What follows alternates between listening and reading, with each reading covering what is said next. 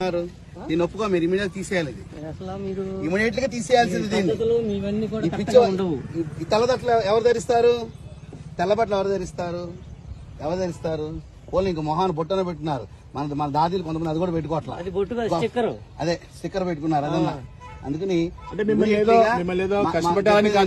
సనాతన భారత హైందవ ధర్మం ఏం చెప్పిందో అది పాటించే ఋషిష్యులు అందరం. కాబట్టి మీరు ఇప్పుడు భగవంతుడు పుట్టాడు, ఇలా వచ్చాడు, 5,000 సంవత్సరాల తర్వాత ఇదంతా సృష్టి అంతా ఉండదు, ఈ పిచ్చి మాటలు మాట్లాడే వ్యవహారం ఉంటే కుదరదు. కాబట్టి మీరు చక్కగా తీసేసుకోవడం మంచిది. శివలింగం పెట్టారు, స్వామిని పక్క పెట్టుకోండి, డబ్బులు వసూలు చేసుకుంటే చేసుకోండి, మాకు అభ్యంతరం లేదు. ఎంత డబ్బు కన్నా వసూలు చేసుకోండి. కానీ ఇక్కడ పిచ్చి స్టోరీ చెప్పి పిచ్చి వ్యవహారం నడిపితే మాత్రం ఖచ్చితంగా ఒప్పుకోమమ్మా. అంటే కాదమ్మా, మీకు తెలుసు సమాజంలో ఎంత వ్యతిరేకత వస్తుందో మీ సంస్థ గురించి తెలుసు. మరి ఏం చేద్దామని ఏది పెడతారు? డబ్బులు ఎక్కువైతే ప్రజలకు వచ్చుగా. యాచకులు బోళ్ళు మంది ఉన్నారు, ఇబ్బందులతో పడి ఉన్నారు.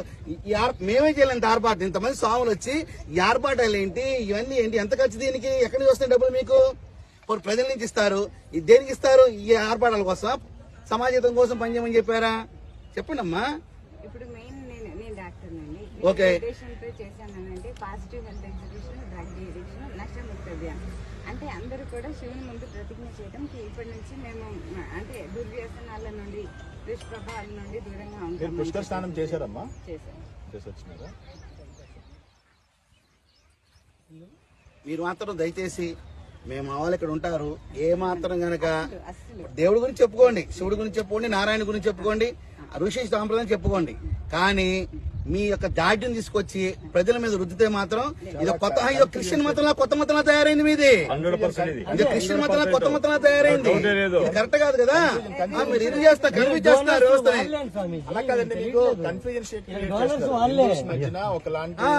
సంప్రదాయం తీసుకెళ్తా ఉన్నారు. ఎందుకంటే మేమేమో వేదాస్ ప్రామాణికంగా తీసుకుని చెప్తా ఉన్నాము, మీరేమో ఏదో మీ స్టోరీ లేదు చెప్తా ఉన్నారు. దానికి ఏమో వేద ప్రమాణం ఉండదు, ఏమీ ఉండదు, మీరు ఏదో చెప్పుకుంటా ఉన్నారు. దానివల్ల ఏంటంటే హిందూస్ లో ఇప్పటికే చాలా సాంప్రదాయస్ వల్ల డీవియేషన్స్ ఉన్నాయి. మళ్ళీ మీరు వచ్చేదో బ్రెయిన్ లోకి ఎక్కిస్తే ఉన్నది కూడా ఊడిపోయి వాళ్ళు.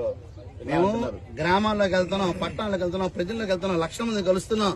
అసలు హిందూ ధర్మం నుంచి పక్కదారి పడుతున్న వ్యవస్థను తిరిగి పునరాగమనం ద్వారా మేము కష్టపడి తీసుకొస్తుంటే మీరు వాళ్ళలో దూరి అయోమయం గురి చేసి ఎటెల్లాలో తెలియకుండా నారాయణ కూడా పెడతారు, శివుడు పెడతారు. కానీ చెప్పేదంతా మీ గొందరగోళం విషయం చెప్తారు. మీరు అది ఎలా కుదురుతుంది? కన్ఫ్యూజన్. మేము మాట్లాడాము, మేము క్వాలిఫైడ్స్ అందరూ కూర్చొని మేము మాట్లాడాము. నన్ను పిలిస్తే నేను రాలేదు. నన్ను పిలిస్తే ప్లేట్ ఇక్కడ పంపించాను, చించి అవతల పారేసి నేను రాలేదండి అక్కడ కార్యక్రమానికి. కొంతమంది వచ్చారు. మాస్టర్స్ చదువుకున్నాం, మీరు చాలా కన్ఫ్యూజన్ స్టేట్ లో తీసుకెళ్తున్నారు. ఎందుకంటే పబ్లిక్ ని, భక్తుల్ని అప్పటికే చాలా కన్ఫ్యూజన్స్ ఉన్నాయి. మళ్ళీ మీరు కొత్త కన్ఫ్యూజన్ తీసుకెళ్లి వాళ్ళని అసలుకి ఏమి బాబు వద్దురా బాబు మేము అంటున్న పరిస్థితి తీసుకొస్తున్నాం. అందుకని మీ ఫిలాసఫీ ఏం చెప్పకుండా దయచేసి ఇట్లాంటి విగ్రహారాధన నేర్పించి వాళ్ళకి ఫిజికల్ ప్రాక్టీస్ నేర్పించండి. మీరు డాక్టర్ కదమ్మా, మీరు ఏది కావాలో చేసుకోండి, ఏది కావాలో చేసుకోండి. కానీ మీ యొక్క సిస్టమ్ మాత్రం ఇక్కడ ప్రవేశపెట్టబాకండి. రేపు కలియుగాంతం ఇలా అయిపోతుంది. ఎందుకు అవుతుందండి? పని లేదా, పని పాడలేదా? ప్రతి దేవుళ్ళు, ప్రతి వ్యక్తిలో, జీవుడిలో పరమాత్మ అనుకున్నాం కదా, ఉన్నారు కదా.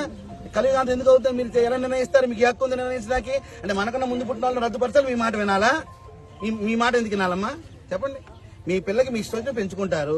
డాక్టర్ చదువుకుని మీ డాక్టర్ చదివారు, మీ ఇష్టమైందా? ఇంట్లో వాళ్ళు ఇష్టమైందా? మీ పక్కింటి వాళ్ళు ఇష్టమైందా? మీ ఇష్టం అది మీ తల్లిదండ్రులు ఇష్టం, మీ పక్కింటి వాళ్ళు ఇష్టం కాదు కదా. అది మీ ఇష్టం, మీరు గౌరవించుకుంటాం మీ డాక్టర్ గాని. అలాగే ఎప్పటి నుంచో విధానం తీసుకొచ్చి పక్క విధానం వచ్చి పక్కింట్లోకి తయారయ్యారు. మీరు మీ విషయాన్ని చెప్తే ఎలా ఒప్పుకోమంటారు? అంటే దేనైనా ఒక ప్రమాణం ఉండాలి అంటున్నాం. ఇప్పుడు మేము ఏం స్వామీజీ ఏదైనా మాట్లాడాలనుకోండి ఒక ప్రమాణం ఉంటుంది, వేద ప్రమాణం ఉంటుంది. ఇప్పుడు మేము ఏదైనా మాట్లాడాలనుకోండి ఒక ప్రమాణం ఉంటుంది. శ్రీమద్ భాగవతాన్ని ఆధారితంగా తీసుకుని మేము మాట్లాడతాం. కలియుగం ఇన్ని సంవత్సరాలు ఉన్నాయి, 4,32,000 సంవత్సరాలు ఉన్నాయి, త్రేతాయుగం ఇన్ని సంవత్సరాలు ఉన్నాయి. మీకు వేద ప్రమాణం ఉంటుంది, భాగవత్ ప్రమాణంగా మేము మాట్లాడతాం. మీరు ఏ ప్రమాణం తీసుకుని ఫిలాసఫీ ఇస్తున్నారు, పబ్లిక్ ఇండెక్ట్ చేస్తున్నారు అనేటువంటి విషయాన్ని మీరు అర్థం చేసుకోండి. మిమ్మల్ని ఏదో బాధించాలని, కష్టపెట్టాలని మా ఉద్దేశాలు కావు. అలా కాదండి, మీకు ఖచ్చితంగా బాధించడానికి వచ్చా. నేనైతే అయిపోయింది సార్, దండం లేకపోతే కుదరదండి, దండం లేకపోతే కుదరదు. చెప్పి చూస్తాం, దండనే అయిపోయింది, బాధించడం కాదు. స్వామి మాతజీ వ్యక్తిగతంగా మీ పట్ల మాకేం ద్వేషం లేదు, కానీ సాంప్రదాయపరంగా మీరు మాకేమి హాని ఉండదు, మీకు మేము హాని చేయం. కానీ సాంప్రదాయపరంగా ఖండించాల్సినటువంటి బాధ్యత స్వామీజీల పైన ఉంటుంది. అందువల్ల దయచేసి బోర్డు మాత్రం తీసేయనమ్మా. నారాయణ ఉన్నారు ఉంచుకోండి, శివుడు ఉన్నారు ఉంచుకోండి. మీరు మాత్రం బోర్డు మాత్రం పిచ్చి బోర్డు మాత్రం గమనిస్తారా? ఉండమ్మా, ఎందుకు పెడుతున్నారంటే అట్రాక్ట్ చేయడానికి అంటారా?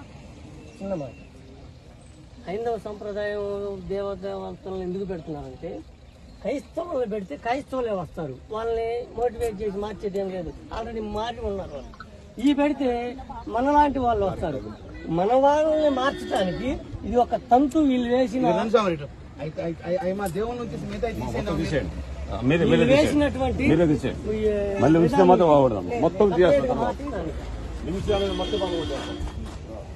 మనిషి వస్తారమ్మా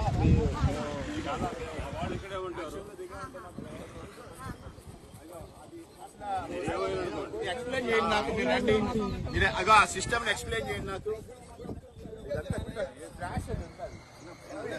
చూడండి మధ్యలో అదే పెద్ద స్ట్రాష్ ఇవన్నీ తీయాలమ్మా, ఈ కన్ఫ్యూజన్స్ అన్ని తీయాలి. చోటేశ్వర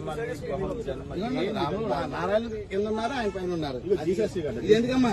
అమ్మా ఇదేంటిది దరిద్రం? అమ్మ ఏంటమ్మా అమ్మా ఈ దరిద్రం ఏంటమ్మా? పుష్కరాల్లో ఏంటిది? ఈ దరిద్రం ఏంటమ్మా? ఏరామి ఏమ్మా ఏంటి?